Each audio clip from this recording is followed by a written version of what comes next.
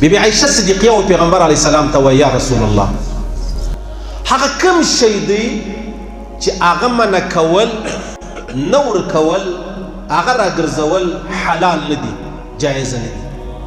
پیغمبر علیه السلام مبارک ورته وویلې یو اوبه دي بل مالګه ده بل اور دی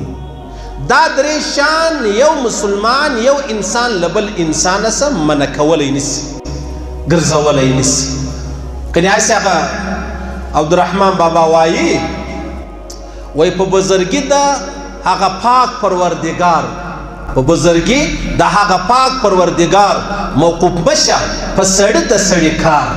خدای پاک ته هېڅوک په هېڅ چاته نه مجبوره کوي د خپل عظمت په خاطر عبدالرحمن بابا وایي په بزرګي د هغه پاک پروردګار د هغه لوی رب په برکت موقوف مشه په سړي د سړي کار زما کار په تا باندې ستا کار په ما باندې خدای دې تا له ما خلاص کړي ما دې خدای له تا خلاص کړي هغه لوی رب دې زما کار هم راوکړي او ستا کار هم در وکړي نو پیغمبر علیه السلام مبارک فرمایي اوبه مالګه او اور دا له چا ګرځولی نشي عائشه صدیقه پوښتنه ځینې وکړه ولې یا رسول الله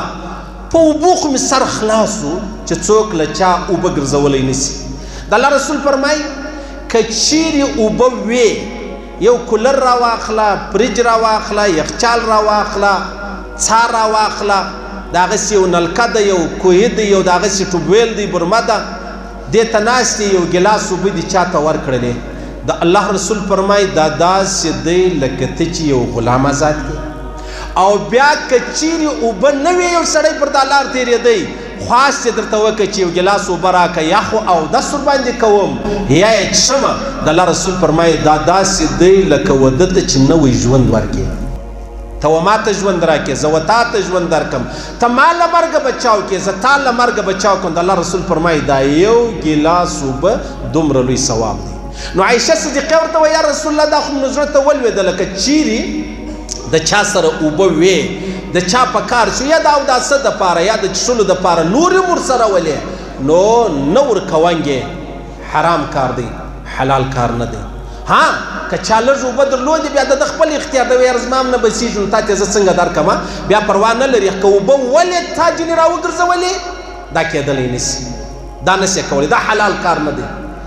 او دویمه خبره د مالګې ده نو یا رسول الله نو دا مالګه بیا ولې اوبه خو مې سر په خلاص د الله رسول فرمایي وایي دا مالګه چې ده که چیرې چا و چا ته مالګه ورکړه بیا هغه راولاړ سو سالن یې پوخ کوي د دې مالګې د وجې د ده د سالن د ترکاري هغه ذایقه چې د هغه برابره سو د الله رسول فرمایي دا داسې دی لکه دا ټوله ترکاري یا ټول سالن یا دا ټول مطلب چې کوم دې کټو چې دغه پخ سوی دا دی لکه تا چې واده ته په صدقه او په خیرات کې ورکړي یوه مالګه او بیا که چیرې چا و چا ته اوبه اور ورکوي څوک رالی چا ته ویلی چې یاره زموږ کره پخوا خو دغه سیسټم ولو چې مطلب هغه ډبرې وې داسې مطلب درختې ولې چې هغه به یو د بله سره وولې هغه به څرکه به پورته کېدله نو اوس که یو سړی په کور کې اور نه و په دا بل کور کې دیګ باندې و دی ورله رالی چې یو کاغذ یې راوړی یا یې دغسې یو لرګی راوړی هغه اور یې ورباندې بل کړه یا یې سکروټه ورکړه چې ورسه د کور اور ورباندې بل کړه خپل دیګ ورباندې پوخ کړه د الله رسول فرمایي لکه زموږ ته چې په پکنیک کله ولاړ سو یاره مالګه به نه لرې مالګه مې هېره سوې ده یاره هغه لیټر ورلګېد به هم نه لرې هغه مې هېر سوی دي نو بیا دی تا لره که موټر والا یې که وټل والا یې که ګاډۍ والا یې هغه څه چم کوي هغه و تا ته هغه نن سبا خو لیټر دی یا هغه ورلګېد چې کوم بولي ماچس چې کوم بولي دغه ورکوي نو دا چې تا راوړئ دا اور دې بل کوي دا سالن دې ورباندې پوخ کوي د الله رسول فرمایي دا داسې دی لکه تا چې واده ته دا پخ سوی دیګ په خیرات کې ورکوي صحیح سنو دا هغه شان دي چې د دې منع کېده چې دې اخیسته نه اوس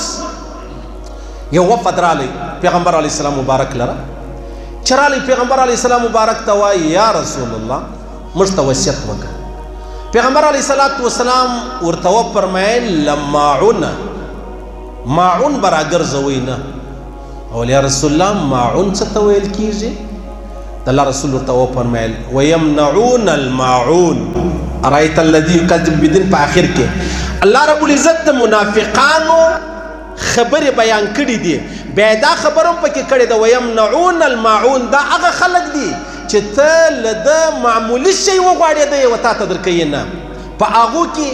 اور راواخله، اوبه راواخله، مالګه راواخله، یا زموږ ته کورونه ساره بیلچه راواخله، کلنګ راواخله، تبر راواخله، تیوشه راواخله، اره راواخله، د لاس ریړۍ راواخله، سولاغه راواخله، دیګ راواخله، پلیټونه راواخله، یا کله کله د چا میهمانخانۍ بیټکي دغه راواخله. دا به منع کوې نه. صحیح سو؟ دا به منع کوې نه، دا به ورکوې. د الله رسول فرمایي د دې شي منع کېدل دا حلال نه دی. ویمنعون الماعون دا معنی چې معمولی شی چې کم دی هغه په کورو کې خلک یو بل ته ضرور کوي، ته دا منع کولی نه سي چې یا زه نه درکوم. که یو سړی داسې و ډېر کورونه ستا، بیلچه ورکه هغه د هغې خواست، کلنګ ورکه هغه د هغې خواست، دیګ ورکه هغه د هغې خواست، دغسې مطلب یو د لاس ریړۍ ورکه هغه د هغې خواست، یو بل شی ورکه هغه د هغې خواست. هغه ته بیا نه ورکول ضروري ده. ولې؟ دا غله دي، دا غله دي. ستاسو شی ویسي، ما د مسجد لپاره هر شی جوړ کړی دی، هر ټیبل راواخله، کرسیانې راواخلانئ، به دا ټیبل ویسي چې ولاړئ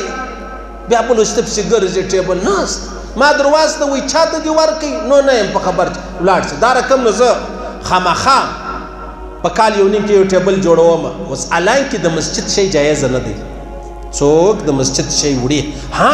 کم چې ټوبویل موږ وهلی دی هغه مې نیت دا پکې کړی وی چې 4 روپۍ راکولی چې دا د هر چا دپاره دی، خالي د مسجد دپاره نه دي. صحیح سلو؟ نو د الله رسول فرمایي تاسو به له ماعون څخه ماعون به نه راګرځوئ. صحابه ویل یا رسول الله ماعون؟ والماعون دا دي.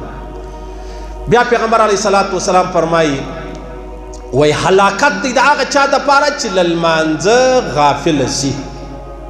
له لمانځه غافله شي. هلاکت دی د هغه چا دپاره چې کم څوک د نامه دپاره کار کوي، کم څوک د نامه دپاره کار کوي. او موږ ته خو نو د نامه دپاره کم کار مې د نامه نه دی. قیامت په ورځ به ډېر وژاړو چې ما خو ولې الله ما ډېر نیک عمل کړی دی. نو د نامه دپاره څوک کار کوي، هلاکت دی د هغه دپاره. او بیا د الله رسول فرمایي څوک د لمانځه څخه غافل وي، هلاکت دی د هغه دپاره. او بیا د الله رسول فرمایي هلاکت هم دی د هغه چا دپاره چې څوک له چا یو ګیلاس اوبه، یو بدنۍ اوبه، یو لیټر، یو ماچس، یو ورلګیت یا څه مالګې په کار سو او دی یې نه ورکوي او دی یې لري، دا د چا دپاره دا څه دي؟ دا هلاکت دی. نو لحاظه خبره دا سوه عزیزانو، ما درته وویلې که ته چاته مالګه ورکې او بیا په هغه مالګه دی خپل سالن لذیذ خوندور کړي، د الله رسول فرمایي داسې دی لکه دا ټول دیګ چې تا ورکړی. څونه اسانه خبره ده او څومره زوروره خبره ده. هغه یو عجبه سبق آموز کیسه ده. یو مالداره کور و، څنګ ته غریبان اوسېدل. نو هر ورځ به د دوی په کور کې مطلب غریبانو کور کې وړه نسته، دغسې مطلب څه بره راکوي، څه چاولې راکوي، څه غوړي راکوي، څه پلانۍ. نو به دغه سړی راولاړ سو، د دې کرې به بیا آل ورواستو ویل څه مالګه راکوي. بیا کور والا ورته ویل سړی که نو کور خو پرته دی، الله رب العزت هر څه راکړي دي، مالګه هم لرو، غوړي هم لرو، بره هم لرو، چای هم لرو، وړه هم لرو، هر څه لرو، ته ولې د دې کره آل وراستی؟ ول دا په دې وجه وراستوم چې سبا دی زما کره حال راستی نو به دی شرمیږي نه، چې ځکه دی خو هم زموږ کره هغه دی آل راستی چې کله کله مالګه راکوي، دی خو هم هغه دی کله کله زموږ کره څونه. ګوره دا د مشرانو سبق دی، دا د مشرانو سبق دی چې بیا د ده نفس مجروح نشي په دې خبره باندې چې زه هره ورځ شی ځینې غواړم. زه هغه دی هم دونه لوی کور دی، زموږ د کوره شی غواړي، نو زه کې د ده د کوره وغواړم، څه بده خبره خو به نه وي. صحیح سلو؟ بیا دا هر شی په مقدر دی. الله رب العزت چاته ډېر ورکړي، چاته لږ ورکړي، چاته یو شی نه ورکړي. دا چمن پرلت والا هغه ملګري کیسه راته کول، ول پرون د ټلیفون ول په خدای دې مې قسمي، په ذوالجلال دې مې قسمي، دا جوشي ګولۍ نه دي، ول که به د دې روپۍ هم لرم چې ورسم دا ګولۍ ورباندې واخلم. موږ ول کوه نو انوارلک کاکړ ته دعاوې کوه نو چې خدای حکومت لږ نور دراز کړي. وایي موږ خوشحال و، ګرد کاکړان راګرځېدلي وه، الله زموږ حکومت رالی نو زموږ حکومت رالی هغه خدای پاک دی سره وشرمولو اوس یې ګرته کاکړی وایستي دا خدای خبر چې کاکړ دی که لا نه دی صحیح سلو اوس خبره هغه ځای ته ورسېدله یعنې موږ نن دې سټیج ته رسېدلي یو کوم سړی د لوږې مري دا به څه کېږي دا به ابل به ورباندې خاندي اول به ویډیو جوړوي اول به تصویر جوړوي اول به شیري چې دا دی ما خو دونه غیرت وکړي تاسو څه چم کوئ الله دې وساتي الله دې موږ داسې جوړ کړي چې الله را څخه راضي سي محمد رسول الله مبارک را څخه راضي سي او زما او ستا قبر چې دی هغه روښانه سي